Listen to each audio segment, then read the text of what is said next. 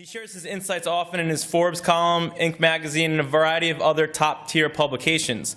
Like I said earlier, John's talking today about using digital content to build trust and influence decision makers. You see it with John's company and his own brand. The content marketing that they put out really makes them thought leaders and positions others as thought leaders. So with that, John. Hello, mic working? You guys hear me fine? All right, before I get started, give Chris and John and all these guys a round of applause. I mean, putting together a conference like this is challenging, so thanks for the hard work, guys. Do we have a clicker somewhere? Okay, we'll just shoot until I get the clicker here. As John said, my name is John Hall. I'm the CEO of Influence & Co. Where my background lies is specifically in working with companies to get content coming from them to reach a specific audience. So when Chris asked me to speak, one of the big things that we try to do is naturally build influence within certain audiences coming from a company. So that's what I'm going to be covering today, to basically influence decision makers.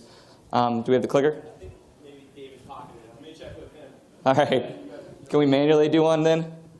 We'll just go with it.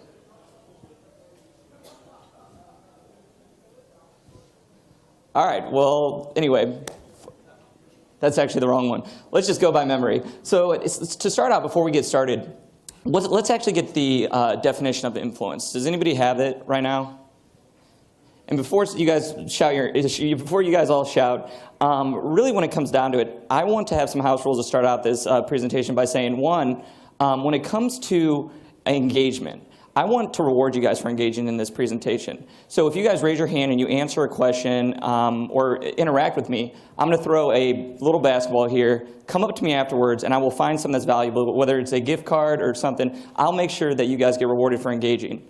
The second house rule, there's actually some really funny pictures that we're missing here. Does anybody? No?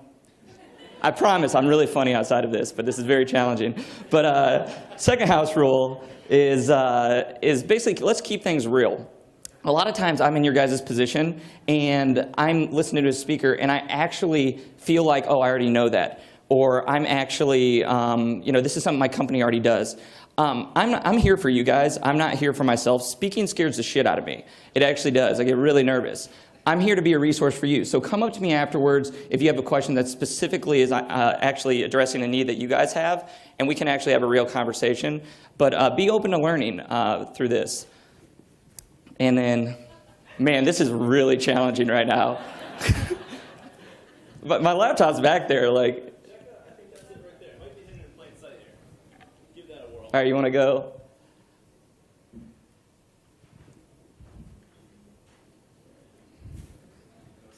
No, slash like. Hey, can you manually do it back with the audio visual?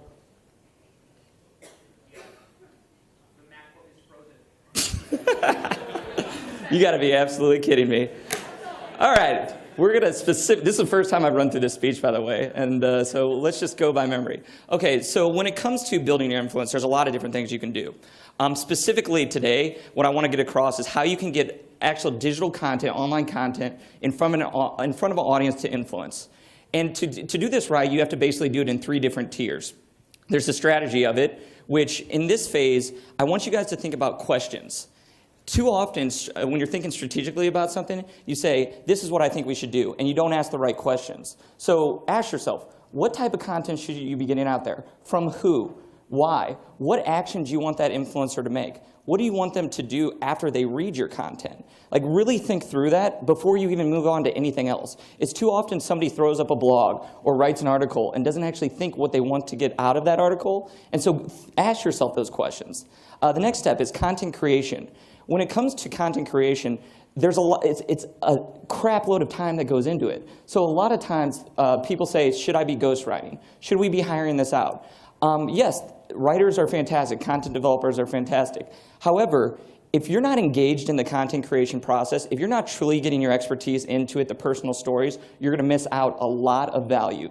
The first being, the content's actually shittier. It's not as good. When you think about somebody writing about something, if they don't actually have personal experiences to go in that, or expertise, or something that can actually the reader can relate to, you're not going to actually engage with them. You're not going to be authentic. And then at the same time, when you're creating content, you want to actually be involved just because it's one of the best ways to become a better leader. one of the big things with me is somebody asked me, how are you or do you have a business coach? And I said, no. My writing and my account strategist is my business coach. Because when I'm actually thinking about engaging in the content that our company creates, I'm actually thinking, wow, what new trends should I be thinking about? What are best practices? What are our competitors doing? It gets me to naturally think about what content our company should be getting out there. And so those are two things that you'll miss if you're just only ghostwriting. You're not involved in the process. And then last, it's distribution. When it comes to distribution, it's starting to be the king. Everybody has heard an article out there, or seen an article that says content is king. Everybody has seen that. I wrote probably 5 of them, so I'm guilty of it too. It's one of those things where distribution is starting to be the king at the same time. So when you think about content that you're reading, it's a very noisy land out there on the internet. There's a lot of content that's similar, so you've got to find a way to distribute. We had a client come up to us the other day that said, I want to be on the cover of the Wall Street Journal as a guest contributor. I go, you gotta be fucking kidding me. Like, that is the most ridiculous thing I've ever heard. You're targeting moms at home, and you wanna be in the Wall Street Journal. One, they don't even involve guest contributions on the front cover of the Wall Street Journal, and that's your expectation. And so think about who you're trying to get in front of. We had a large company the other day come to us and say, we want to reach 100,000 of our employees. We want to actually engage with them. We want to get content coming from the leaders to this specific audience. So when you think about that, I mean, that's a great audience. 100,000 employees is valuable. And so they're more concerned about where the audience is, where they are publishing, and not just concerned about, okay, it's going in a media outlet, it's going in the Forbes, it's going in the Wall Street Journal. So think about where your audience is when it comes to distribution. Do we have this fixed yet? Any audio visual? 2 seconds, we're bringing it right back up for you. Okay, cool. This is really challenging because a lot of things I point to. And so let's keep going with this. I'm going to switch around. So one of the best, like, a lot of you guys won't realize how content marketing is playing in your everyday life. Who's married here? Jesus, that's a lot of married people.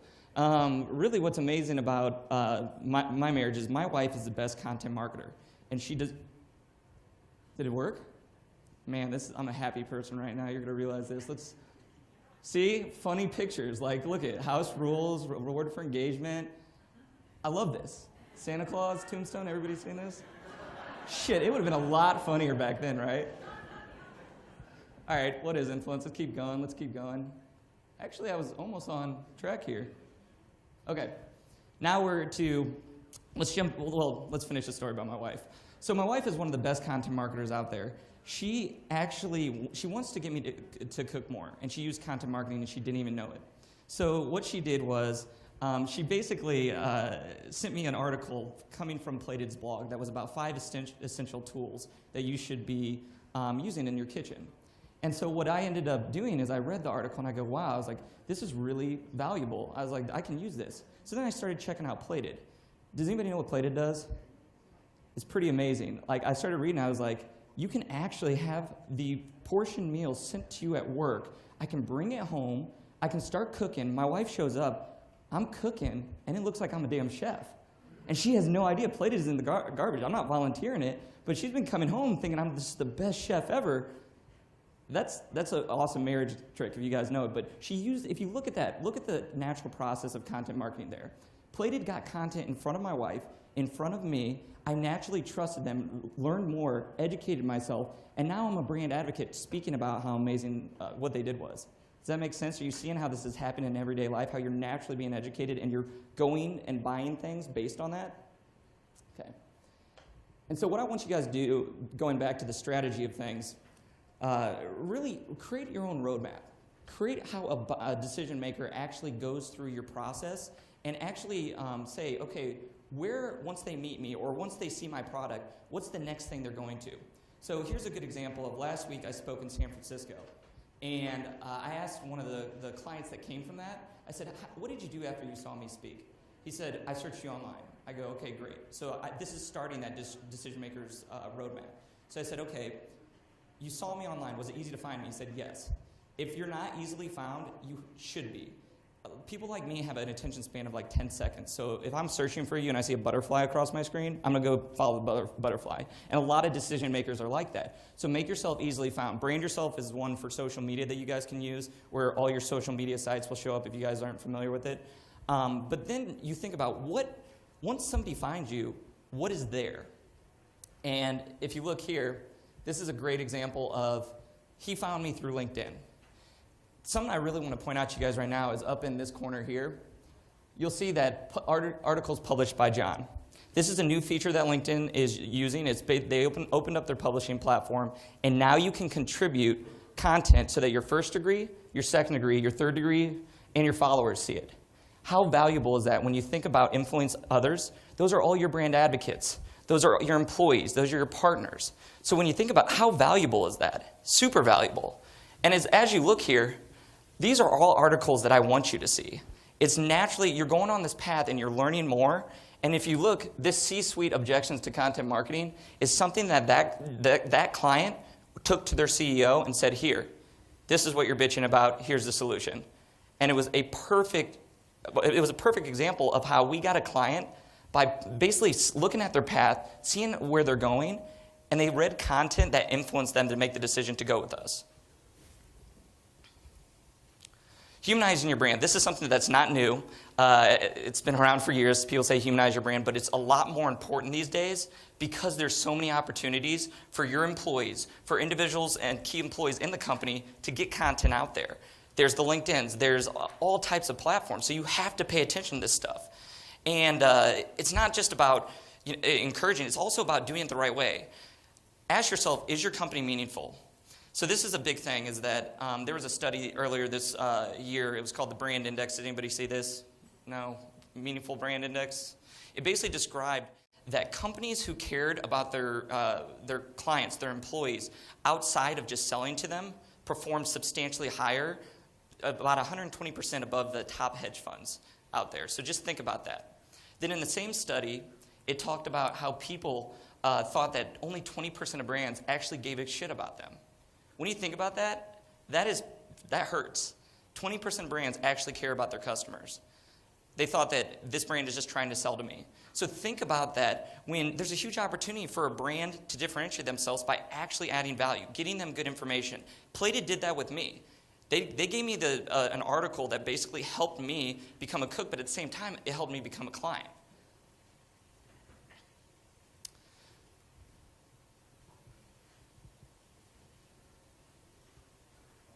Right here? Ship my pants, you're kidding. You can ship your pants right here. You hear that? I can ship my pants for free. Wow, I just may ship my pants. Yeah, ship your pants. Billy, you can ship your pants too. I can't wait to ship my pants, Dad. I just shipped my pants, and it's very convenient. Very convenient. I just shipped my drawers. I just shipped my nightie. I just shipped my bed. If you can't find what you're looking for in store, we'll find it at Kmart.com right now and ship it to you for free. That had nothing to do with my presentation. No, I'm just messing with you. No, it actually has a lot to do. So when you think about differentiating yourself, that was a form of video differentiation. And I want to tell you guys a story behind this. This is hearsay. I wasn't in the boardroom at Kmart, but this video didn't make it through at first. It got leaked. Did you guys hear about this? Okay, so it got leaked. Now, when you think about it, how great was that? Like, it was hilarious. I mean, I actually shipped my pants after that. Like, it was like a form of pants. But I did. I actually did it. And there was Amazon. There was other places doing the same thing. But I thought it was hilarious. And it actually got me inside a Kmart within 2 weeks. And I hadn't been in a Kmart in 10 years. So just think about that. And when you look at it from the writing standpoint, you can do the same thing. So for me, when it comes to differentiating my company, I'm really big on treating people well. Partners, clients, we have a no asshole policy. If a client treats one of my employees like crap, I'll fire him. I don't give a shit. And I'm really big on treating people with respect. Now, that's not new. If I went around and said, well, my key thing is we treat people with respect, you guys are going to be like, well, no shit. If you went around the opposite way and said we treat people bad, it'd be dumb. So when you think about it, what's a way I can communicate that in a fun way that differentiates our brand?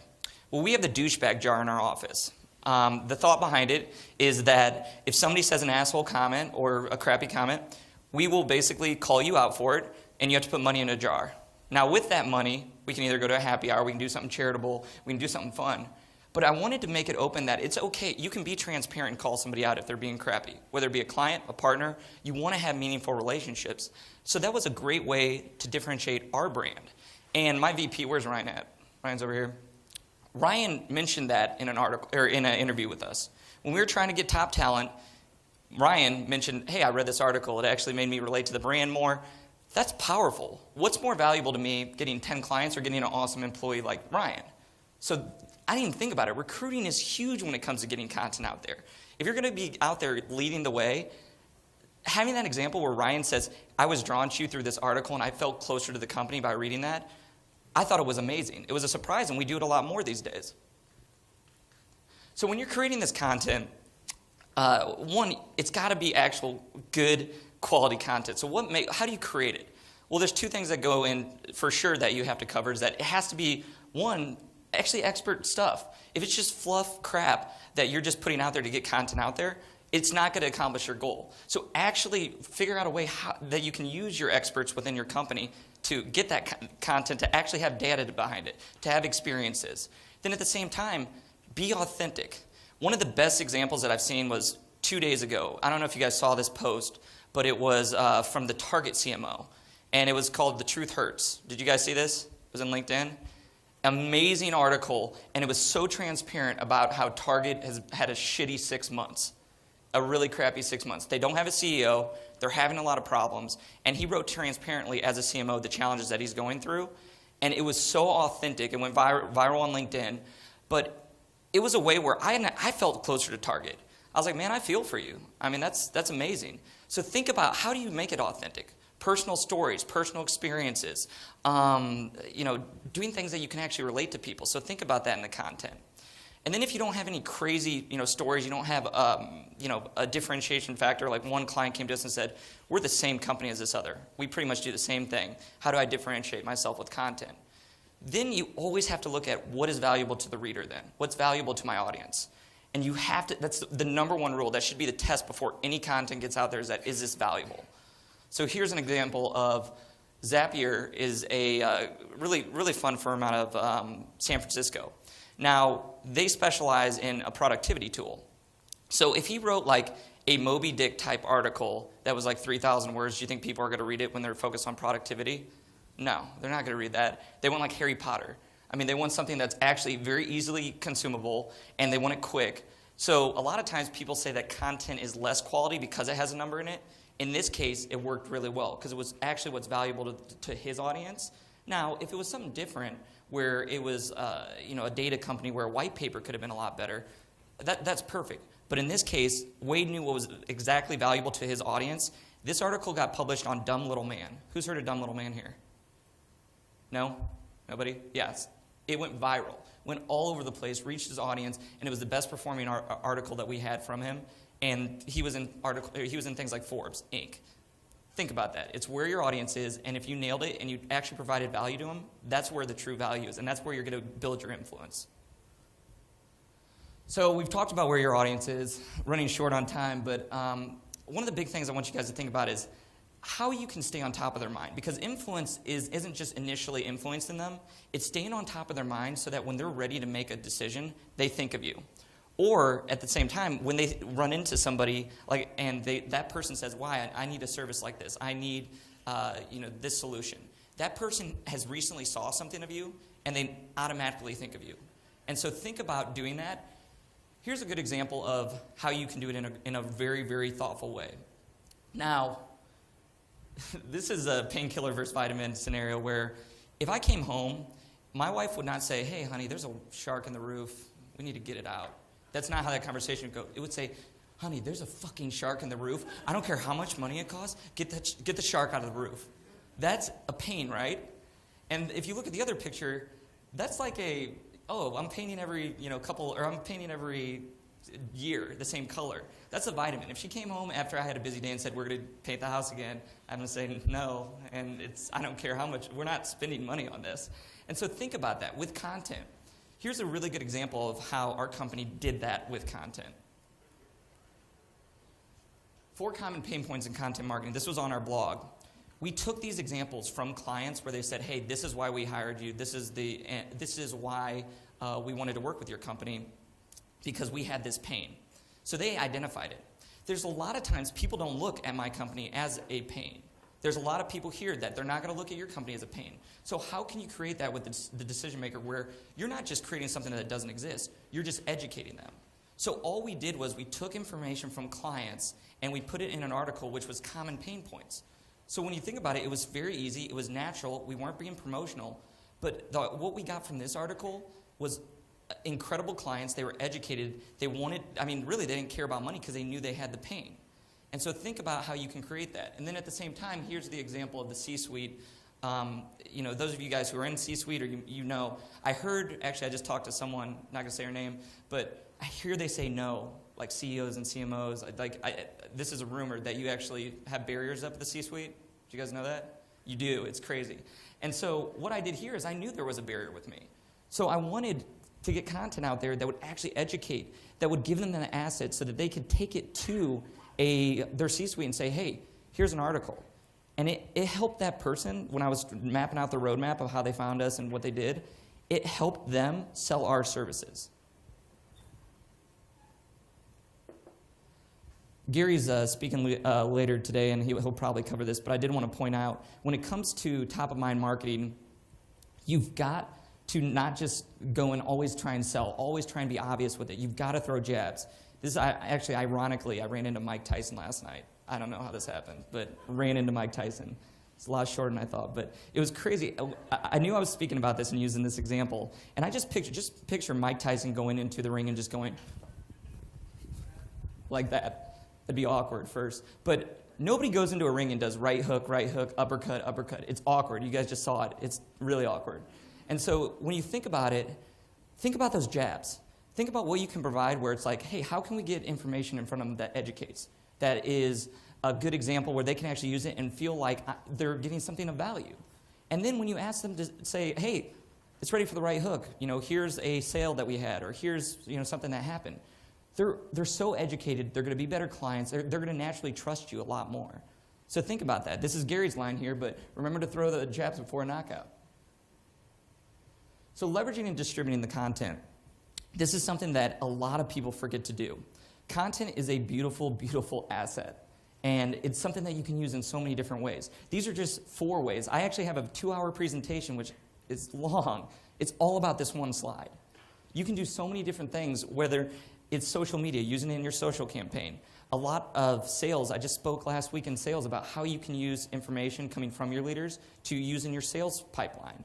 So when your salespeople are trying to get somebody to jump on board, they say, here's an article from our director or our CEO or from myself that I think you could get value out of. There's a lot of things you can do with it. SEO is the obvious one where you're showing up more on the web presence, but there's just a ton of things. Recently, I just added it in my signature line where I have my recent post, and I actually target who I'm sending it to. Like, for example, if I'm sending it to somebody who I'm selling to, I'm going to have something related to that, like why content marketing is a long-term commitment rather than a campaign, because I'm starting to prepare them. That's an easy way to leverage content, and there's a ton of ways you can do it. That's a plated example, so you can tell I jumped around quite a bit. All right, and building your influence, this is something I really want you guys to think about, is that too many people self-declare themselves a thought leader. I don't declare myself a thought leader. That'd be a really stupid one, because then I'd be the thought leader of thought leadership, which would be really dumb. But think about that. Declaring yourself a thought leader, not true influence, that's a perception. So if you just focus on doing this the right way, building your influence in actually doing it right the first time, trust barriers are naturally going to go down, and you're going to have a ton of benefits on the way. You're naturally going to be looked at as that leader, as that authority. So just focus on building your true influence. There's a huge difference between 200,000 Twitter followers and 2,000. If there's engagement on the 2,000 and the 200,000 are all follow backs, it's not valuable. I'd pick that 2,000 Twitter follower if it's an engaged audience. So build real influence and don't just try and change your perception. Now, this is the last thing I always end on. I'm really, really, really big on helping others. I think that building your influence is a huge thing that you can do just every day just by helping people. So here's an example that I try to do. or after every speech. Who here, like let's take this, and this is a Starbucks gift card right now. Who here drinks coffee? Okay. Actually, I mixed that up. Who here doesn't drink coffee? Okay, well, you got to look at me. There you go. All right, who here drinks coffee again? Look around. You're trying to build influence in this room. What should you do with that? Wow. What a simple thing. We found out what was valuable to her, and it wasn't valuable to him, so he gave it to her. Such a beautiful way to build influence. When I started the company, people would come, and I'd just take them on. I didn't care what they needed. I'm like, oh, in this spectrum? Yeah, bring it in. It really and it screwed us over. We took on the wrong clients. We didn't help them the right way, and it hurt our influence. We didn't build trust, and it hurt the company overall. Now, we use that example every time. Are we the true fit for them? Are we the people that can actually provide this value? If we can't, we're going to find a partner who can. And there's just a ton of ways that you can help people out, but really think about how can I find out what's valuable to the clients or the partners or the people out there, and how can I help them get that value in the future? So just think about that. I'll leave on that note. Sorry for all the technical difficulties. That was actually a struggle, but you guys were really nice about it, so thanks.